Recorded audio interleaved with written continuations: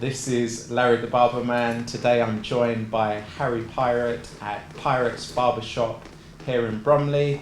Just going to have a chat with Harry because I've bumped into him at several barbering shows. I've been tuned into his YouTube channel, and Harry has quite an interesting story coming from one cutthroat business being music into the real cutthroat business, which is barbering, where his passion lies. So what you've done there. We just want to Harry to share his story with us today. So Harry, tell me, you've been in barbering how many years now? Well, not professionally, since I was around 17, 16, something like that. And then professionally for around 3 years now, doing it as a full-time career job, which I love. And learning every day. I hope to have another 15 years of it. So we'll see how it goes. At the moment, don't think I'm going anywhere. So yeah, it's pretty good fun. Okay, so like I said, you came from the music industry. That's quite an exciting, glamorous industry, seemingly. It was. What made you feel okay, so I'm a qualified chef. When I first left school, I trained at Westminster and Kingsway as a qualified chef. I worked in all the big restaurants in town, had my own restaurant and stuff with my uncle, technically his, but I was sort of running it for him and stuff. Anyway, that got really stressful and I hated it in the end. It turned me into a different person. I didn't feel I was myself. I was stressed out all the time, not sleeping. That leads to other problems in life, as you know. It's not good for anyone. So I got out of that, and I've always worked sort of in the music industry on and off, and I've done that full time after the chefing. So I worked in the music industry for like 6 years as a producer. Worked with a lot of Sony ATV artists, Mike Righteous, Naughty Boy. Just done a lot of stuff with a lot of affiliated artists. Had a great time at first, and then it got to a stage where I felt like I was giving my whole heart to people every single day, day in, day out, and I was getting absolutely fuck all back. The money dried up, because when I first started, it was kind of exclusive, you know, like, sick producer, let's get some beats. I'd get paid like 500 to $1,000 for one beat. And that was great, making like 8 a week, yes, do you know what I mean? And then people started figuring out that you could make a cracked copy of like Logic or Fruity Loops or whatever they want to use, which is your sequencing software basically. So anybody with a laptop then and a cracked copy of that and a little keyboard is a producer, you know. Some of the greatest hip hop tracks in the last 10 years have been made in a bedroom by some dude in his pants on a little silly keyboard and a cheap laptop. Honestly, like, you wouldn't believe it. It's just true. So all of a sudden the money dries up, no one wants to buy music anymore, or if they do, it's at a very, very discounted price, 50 quid, 100 quid for a beat. I'm sitting there for a week making this music, mastering it, stressing out, putting all my passion and love into it, and then getting 50 quid. So you're like, kind of like, I can make that in like 2 haircuts, you know? So I kind of thought to myself, yeah, this isn't for me anymore. And the other thing, I don't want to badmouth anyone. I loved everyone I worked with. I think everyone was great. I just think the industry in general is full of a lot of fake people, a lot of very dog-eat-dog people. You know, they're out for themselves. They'll call you when they want something from you, and when it's the other way around, too busy. You know, so I'm not that guy. My life's been a bit of a roller coaster. I'm very much the kind of, you know, if that's the case, I'm out of here. You know, so I made the decision. I was like, do you know what? Fuck this. Gave the people I was working with at the time what I needed to give them, and I walked away from it. I haven't looked back. Okay, so tell me about your transition from music to professional barbering. How did you do that? Was it college or apprenticeship? Or? Well, what happened was, as I said, I've been barbering for a while, cutting in friends' kitchens, friends' family, that sort of stuff. And working in the music industry, obviously, we've done a lot of shows. So we opened for like Wu-Tang on their 20th anniversary, I think it was, 21st anniversary. J. Cole, 2 Chainz, opened for all these people. And I'm like cutting hair backstage, like fading and stuff like that. And everyone's like, "Oh, you're right at this." I was like, okay. So I decided I loved it, and I could make more money, A, B, meet different people every day, not stuck in the same circle of people who are just out for themselves using you. And C, it made me happy. You know, the music side of it all, I felt like I was in a rut, just making beats because I was told to. Do you know what I mean? Does that make sense? Yeah, it does. I wasn't being creative anymore, and all my beats, all my music started to sound the same instruments, a lot of strings, a lot of same melody, and I couldn't get out of that. And I found this properly, and I thought to myself, do you know what, I need to do this properly. But I knew that to do it properly, I needed to obviously train a little bit more and get some tickets behind me, so to speak. So I enrolled with London School of Barbering, which I understand you went to recently to do your shaving. Exactly. Yeah, how did you find it? Good? No, I found it Great very place, good, right? Yeah, everyone there is amazing. Had a lovely time. That's where I met H as well, my shop manager. And yeah, we loved it. He was in the class just above me, like 3 weeks ahead of me. And that was just over a year ago now that we were there. And yeah, haven't looked back. I loved it. Do you know what? I found out that I found out I was a shit barber basically when I went there. Not shit, but I found out that I picked up so many bad habits, which you do. Yeah. But the way I see it is like this: like when you do your driving test, right? They don't teach you how to drive; they teach you how to pass a test. That's much like LSB. They don't teach you how to be a barber; they'll teach you how to get a job in a barbershop, and then you go and learn how to be a barber. And they give you a great base. Don't get me wrong, amazing. They really do drill out all these bad habits out of you and teach you their way, which is great as a base. And I just find that after that, when you go and work somewhere, you do go back to your old habits a little bit, do you know what I mean? But with an educated mindset. So now you know what you were doing wrong and you can turn that bad habit into a good habit. And then it becomes another weapon in your arsenal rather than being a burden. You understand that? Yeah, no. So, funny enough, I did a Instagram post that was my experience because I was shaving myself at home. And you found little things that you could have done better. That's basically what it done for me, and I thank them very much for that, because they kind of catapulted me from being this barber who loved what they were doing to this barber who loved what they were doing. Do you know what I mean? Like, it gave me that second level of love for my craft, because all of a sudden I've got rid of these bad habits and I'm starting to see all these like little opportunities and little things I can do with clippers, and you know, obviously doing my own research, watching YouTube videos. And don't get it twisted either, like YouTube, I'm telling you now, you can learn to be a barber from nothing to being a barber just from YouTube videos. Like, obviously you'll have to go through the practical side of it, actually doing haircuts or buy yourself a hair block.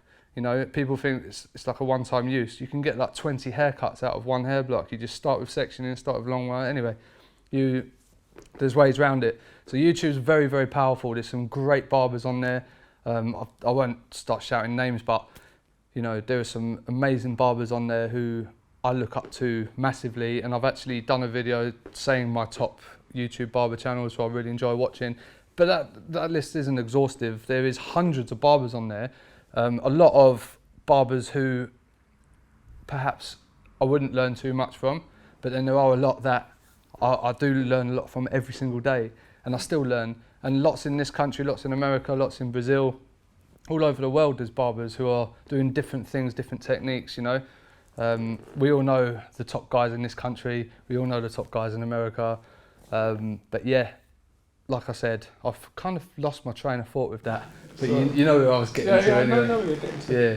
All right, so talking about everyone else, let's come right back to your shop that you've just had open 2 months now. Yeah. Pirates. Yeah. Tell me what you do differently here from any other barbershop in the area, in your opinion. Okay, so what we do here, we're a concept barbers, so it's a one price service. So say you're getting a hot shave, a wet shave, or a haircut, or a full beard trim with razor work, it's all one price. It's very reasonably priced. We're only £4, more expensive than the other leading barbershops around here. However, you get 10 times more things done to your body. That sounded so bad. You know what I mean? No, like you get to your head and your face. Yeah. You get your haircut washed. You get your face all lined up, beard, whatever. You get steamed. You get face depilatory wax. You get a massage. You get your creams. You get your hot towels. You get your fine French colognes, a beer. You got a pool table, and brilliant banter, obviously. So. Yeah, no, all jokes aside, we're trying to do something a little bit differently here, and I think people are getting it. You know, people do walk in and they're like, how much is it? And you tell them and they're like, oh, they do it for, I don't know, 14 quid down there or whatever. And I'm like, well, yeah, but, you know, just sit down. And then they do, and then they're back 2 weeks later. So, I mean, today we was absolutely chocker. And I'd say, 90% of them are repeat customers. Tomorrow I'm fully booked and they're all new customers. So there's a really good mix of already getting all these repeat customers and new customers who have, you know, I always ask, because we're new, I say, well, how did you hear about us? And they either walk past here, because as you saw, Larry, loads of footfall. Yeah, we're opposite 2 nightclubs next to a big gym, O'Neill's pub. You've got one of the main train stations there that everyone has to walk past here to get into town. So we're in a very good position here. And I just think that once people come and they have our service and they see what we're doing here and they get it, I think they won't go anywhere else personally. That's my thought on it. You know, I'm not being big-headed. That's just the way that we have set this service up. We've gone through it. This isn't something we've just thought of doing. We've planned this. Do you know what I mean? This has been a long time in the making, and we've carefully planned our service, what we're going to do for people, how they're going to feel at the end, and yeah, it's working. I think people like it. And how long was you in employment for when you came out of the London School of Barbering before? Because, you know, talking to you, your experience would suggest that you've been in the business like 8 or so years. Yeah, just wicked, isn't I, really? But no, what it is, I came out of LSB. I was working before I went to LSB. Mm-hmm. I was working in a salon, like a women's salon. So I learnt a bit of that. And then, yeah, I went to Ruffians in Covent Garden. Great shop, great people. I love what they're doing. I love the whole concept. The guy that started it, Andrew, he's a really lovely guy from Scotland. Anyway, it just wasn't my style of barbering, you know.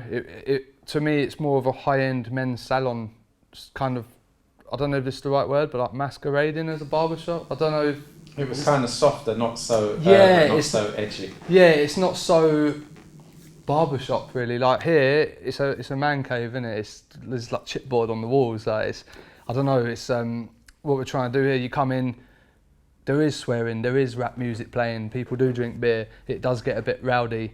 It's a pirate ship, you know. You come in, everyone's playing with fire and blades, and it's great. We love it, and I felt. You know, somewhere like Ruffians, perhaps for me personally, that's not the right place for me to be in and apply my craft, because I can't work somewhere where I'm getting told what to wear, what shoes to wear, how to cut hair. I felt it took my artistic freedom away from me a little bit. Not bad mouthing Ruffians, by the way, guys. I love you. You know that. I'm just saying, for me personally, my style of barbering, I felt that I needed to get away from that and just do my own thing, and I'm glad I did, because I feel now that I'm truly happy. Even H, he's come from another barbershop not so far away, and even Harry said, you know, it's a completely different vibe here. What we've created, it's not work, is it, mate? We just have a laugh here. You know, we play pool, we listen to music, we cut hair, and go for beers on a Friday night. You know, it's great. It's really nice to have this space, and it's a great space. I think I really like it. So just your name, Harry Pirate. Yeah. I mean, having the name Pirate after your Christian name, bearing in mind that you was in the music industry. Tell me about this. Where did Pirate come from? It's a family surname actually. It's spelt differently. All right. But okay. It's a family surname. We just leave it so at you that. played on your surname. It's a good marketing thing, yeah. Yeah.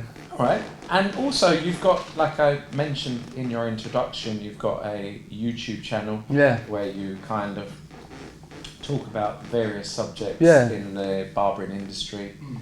Over music, you have kind of like a professional run. Tell me exactly what you do. The YouTube channel I started at the beginning of the year. I think it was like March I started it. And it's just Harry Pirate on YouTube. Go check it out. I haven't got masses of subscribers. I think I'm on like 1,500, 1,600, something like that. But the ones that are there are loyal. I interact with them all. If you send me a question, I will answer you. I make a point of doing that. I'll sit there till 3 a.m. talking to people on YouTube. I love it. One thing that I found when I was looking at YouTube videos, you go and ask someone a question, they just won't get back to you. And I thought, that's a little bit big-headed, really, isn't it? You know, if you're putting a channel out to help people and they're trying to interact with you, then interact with them. You know, you wouldn't have a YouTube channel if it wasn't for them. So, yeah, basically what I do, I started off just doing reviews of barber gear. because as you are, I'm really passionate about barber equipment. I've got every clipper you can think of. Like, I love it. It's like toys to me. Like cameras as well, same as you. Like, obsessed with them. I love what clippers do. I love what cameras do. I love the whole thing. But long story short, I started off doing like gear reviews and stuff like that, and then I've done a couple of haircut videos. But I wanted my channel to be a little bit different from all the other barber channels. Like, everyone just does haircut videos, haircut tutorials, and if you've seen one, you've seen them all. You know, this is how you do a fade. Great. I don't need to watch 4,000 other videos how to do a fade. I know everyone's got their own techniques, but you get the gist what I'm saying. So I wanted to kind of just keep it like, if I do put a haircut video on there, it's not necessarily a tutorial. It's kind of just like, this is how I do it. And then I just kind of kept it really to gear reviews really. And most recently I've started to vlog. So we vlog now. I haven't put anything out for about 5-6 weeks, obviously, because of this place. And it's amazing, you know, I said about the subscribers, like I love them and that, but I've had nothing but hate mail from people since I haven't put videos out. Honestly, I'll show you some after this. Like, they're like, oh, you dickhead. Why are you promising us stuff you can't deliver and all this? It's like, well, chill out. Like, I've just opened a barbershop.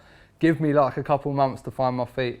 But it's just consistency, you know, you've got to be consistent on YouTube, as you know, otherwise people do get funny. I think what it is, especially when you're vlogging, it's quite a personal thing. So like, we vlogged the whole build of this shop. We vlogged every day from start to finish, more or less every day. And I think people, they get a bit attached. They kind of think that they're your mate and that they know you, and they can talk to you as such. But it's a bit weird, but at the same time, it's kind of cool. I kind of like that. I like the intimacy that YouTube brings, especially with like a barber channel, because mainly the people that are going to watch it are all in the industry. They're all, or they're up and coming barbers, and that's what I kind of geared the channel more towards. It's more towards up and coming barbers, people that have an interest in it and maybe don't really know much about it, or know, you know, how to get into it, or just little tips for them really. Like, I've got a couple of videos on there like don't piss your barber off, and another one called don't piss your client off, and it's like loads of points of what not to do to your client or what not to say to your barber, little things like that. So I mean, it's good, check it out. It's got quite a few videos on there. I think I've got about 40 videos or something. But the vlog's starting again on Saturday, just a little plug there. Saturday the 31st of tomorrow. December. So is it tomorrow, Saturday? Yeah, tomorrow, the vlog and the review's going out, because Larry bought me some toys today, so I'm going to do a little review on those. But yeah, I really enjoy doing the YouTube. When I don't do it, I miss it, if I'm honest, like, because I love filming, I love editing and stuff like that. But yeah, they're gonna become more frequent from now anyway. Okay, yeah. And also, I'm looking on the shelves. I can see you've got quite a large range of pirate. Yeah, we've got all our own products. So before I went to LSB, I had another business, a beard oil and moustache oil company. I used to work for another big beard oil and moustache oil company. Didn't agree with stuff they were doing. Basically, I just thought I could do it better, being me, obviously. So I went away and I done it better. Like, as far as I'm concerned, like I'm not being big-headed again. I'm just telling the truth. All my products are all animal tested free. They're all natural. My beard oil's got 6 different botanicals in it, 4 vitamins and essential oils. Leading competitors have like 1 or 2. So I just tried to like up the ante a little bit. And then we've got 3 hair products. We've got our paste, our clay, and our pomade. We've got a sea salt spray. We've got a handmade soap, beard soap, 7 different beard oils, 7 different moustache toffees. We've got a shampoo, a conditioner, bristle bubbles, face cream. We've got the whole range really. Yeah, but we got a cologne as well, which will be coming February, I think, or the end of January. It's called the D. Girls love the D. So it smells really good. It smells like Creed Aventus. I've like nailed the smell, but it's stronger. It's perfume strength, so it'll stay on your skin for like 12 plus hours, and it would be £30 instead of 330. So little plug there. And where can people find the pirate? Okay, so the website's not up yet. It's being built at the moment. One thing at a time, Larry. Blimey. But yeah, the website should be done, I'm hoping, in about 2 weeks, and then everything would be for sale online. At the moment, it's exclusively in store. I know that doesn't help anyone that lives outside of Bromley, But you can always get on a train, come get some products. We've nearly sold out actually over Christmas. This is all we've got left. Like we've sold everything else. So I've got to put another order in actually, haven't we? We've got to do that tomorrow. Yeah. We're going to have no products to give to people. But yeah, I thought, because what we're doing, we're trying to create like a brand rather than just a barbershop, you know. I thought it was important to have our own products. And also, there's so many different products out there and so many of them, I like lots and I don't like lots. And the ones that I did like, we've tried to like get the same sort of thing, do you know what I mean? Like we've discussed it together and I think what we've got are great. I really do. I think they're good products, right? I mean, people seem to love them. So. Okay, so people get to hear your works on YouTube. They can get haircuts from you here. Yeah. When can people expect to see you in the flesh at trade-related shows? Okay, Is there any plans for that in 2017 and beyond? Yeah, I've done a couple, or attended a couple. Two cut. This year, next year, 2017.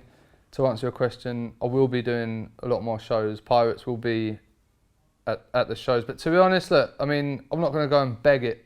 If people want me there, they'll ask me. Otherwise, I'm going to be here earning money. Simple. You know, if people want me to go and do a show, I'm not going to go there to try and be, oh, it's me, look at me, walk in with a crushed red velvet jacket or something. You know what I mean? I'm not that guy. Like, I'll be here behind my chair earning cash, yeah? And then if somebody wants me to go and do a show, to mingle and meet people, then call me up, I'm here. I'd love to come and do some shows, you know, meet some other industry people. There's a lot of barbers in this country I'd love to meet. Like Kieran Price, for instance, Kieran the barber, he's great. We talk on Instagram and stuff. I really want to meet him. I think we're going to try and do a little collabo video. The Beaks, obviously, I'd love to meet them and have a chat and pick their brains. The Greens, Harry and Reese Green as well. There's loads of barbers in this country I want to meet. I've met a lot of the American barbers, Julius Caesar, Vince the barber, and I've hung out with them and stuff. And yeah, great guys. But there's a lot in this country I'd like to meet now. And I know there's some big shows like Barbershop Connect. You got like the BarberCon in America. Yeah, we was going to try and get over to New York for that, but to be honest, I don't think that's going to happen because we've got just opened this place, so we've got to be here really.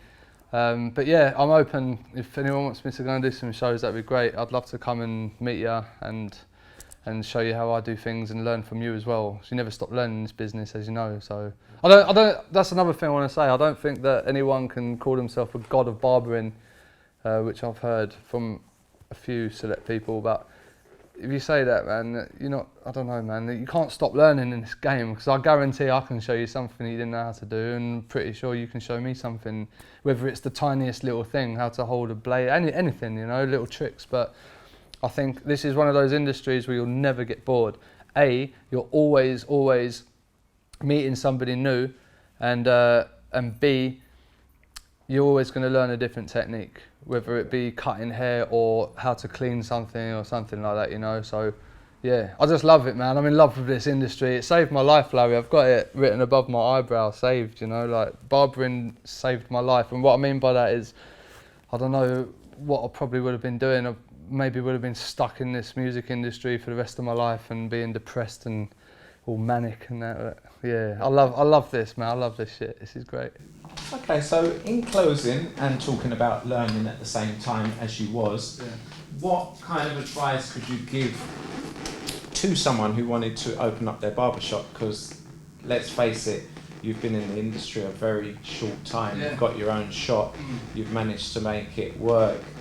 Opening your own shop, there is loads and trials and tribulations. No, of course, yeah. What kind of words of advice could you give to Okay, the words of advice would be don't step on screws, don't get electrocuted daily, don't break your hand from no, all jokes aside, just work hard, just save up money, every penny you get, go and get a loan, just make it happen. Even if you can't afford it, just do it because you will make money. It's all profit. You're not selling anything. You're not having to restock on anything apart from the product. But everything you're doing is your cash. So just sort your finances out correctly. Don't go and get your money and just go and spunk it. Put some aside. And look, if you want to shop, just make it happen. That's the only advice I can give you. Like, the only way to do it is to do it. Yeah, just get the fuck on with it, you know? Like me, I had a great job at Ruffians. I was earning decent money. I was in one of the greatest barbershops in the country, arguably in Europe. And I walked away from it because I knew I wanted to do my own thing. And, you know, I didn't have bundles of cash when I walked away, Larry. Like, I had a little bit, but I made it work, man. I made it work for myself. And I think the important thing is just to get on with it. If you wait for something, it's the old cliche, innit? Like, it's not going to come to you, you've got to go and get it. But it's fucking true, mate. Like, if you want something, grab it by the bollocks and run with it until it's screaming you in the face, telling you to let go, and then don't let go. Keep squeezing that shit till it goes blue and explodes. Does that make sense? Great analogy, very graphic. Yeah, but literally just grab it and run with it. Like, everyone's had trials and tribulations in their life.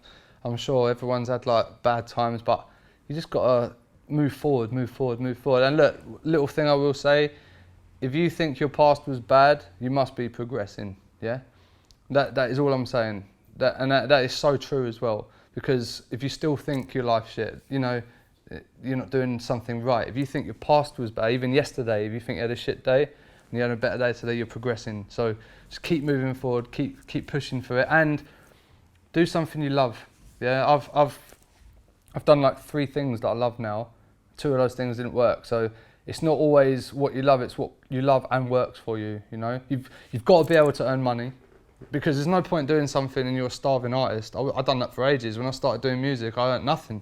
I've done that for like 5 years. I was literally living on pasta and porridge. Like, literally, like I had nothing.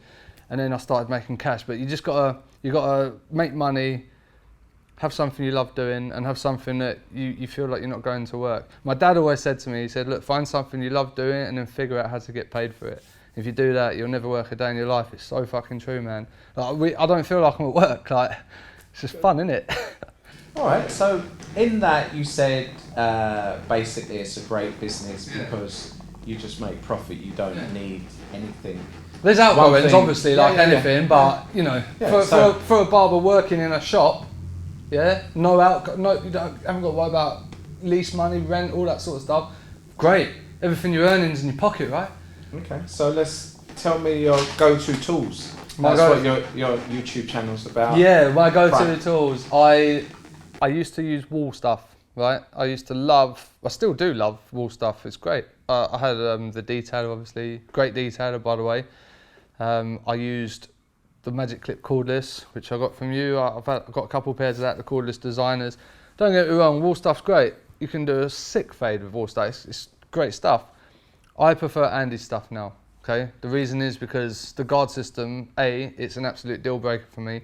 Like, it's a game changer. The single magnetic guards aren't too good. They don't blend into each other very well, but the old double magnetics, which I believe Andy's are bringing back, I heard a rumour.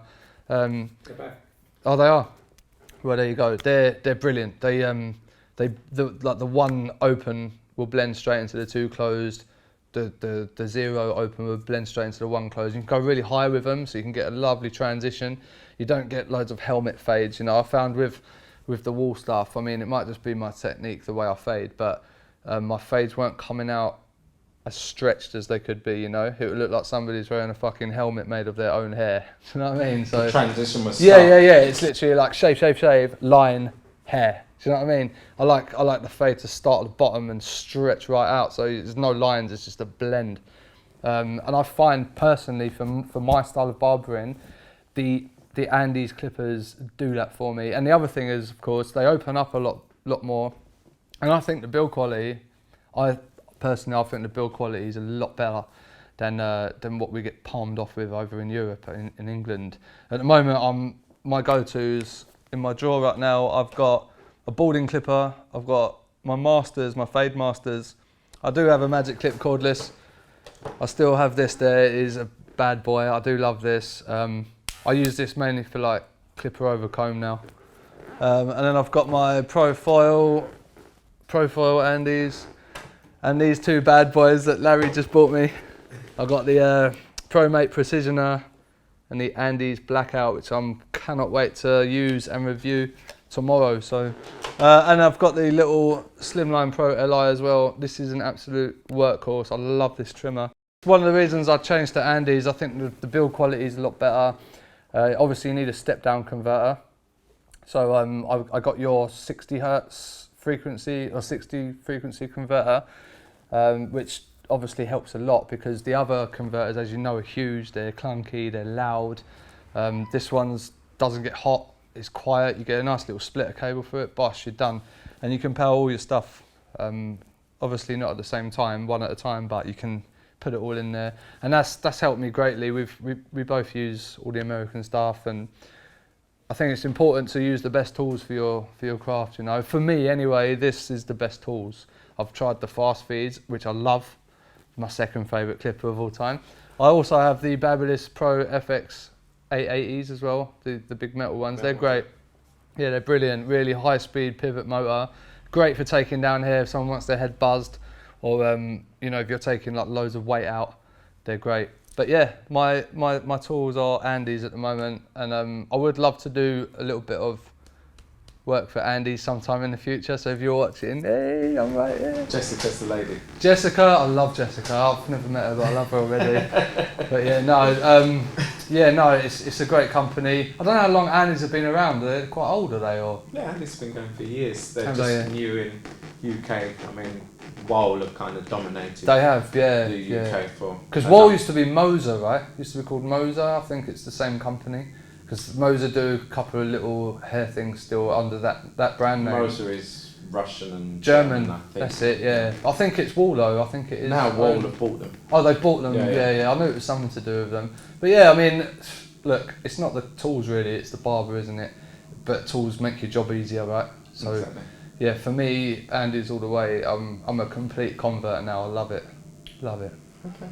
Yeah. Harry Pirate, thank you for inviting me to your shop. Yeah, cheers Thank for you coming, Larry. sharing your story and your wisdom and It's your alright. hates and your likes and all the rest of it. So Yeah. I wish you well, and with everyone look out for Harry Pirate in 2017. Alright. The shop's here, and he can only build on it and expand his reach outside the shop. I hope so. We're going to have a game of pool and a beer now, Larry. Yes, for sure. Let's do it. Nice one. Alright, Cheers, sure. mate.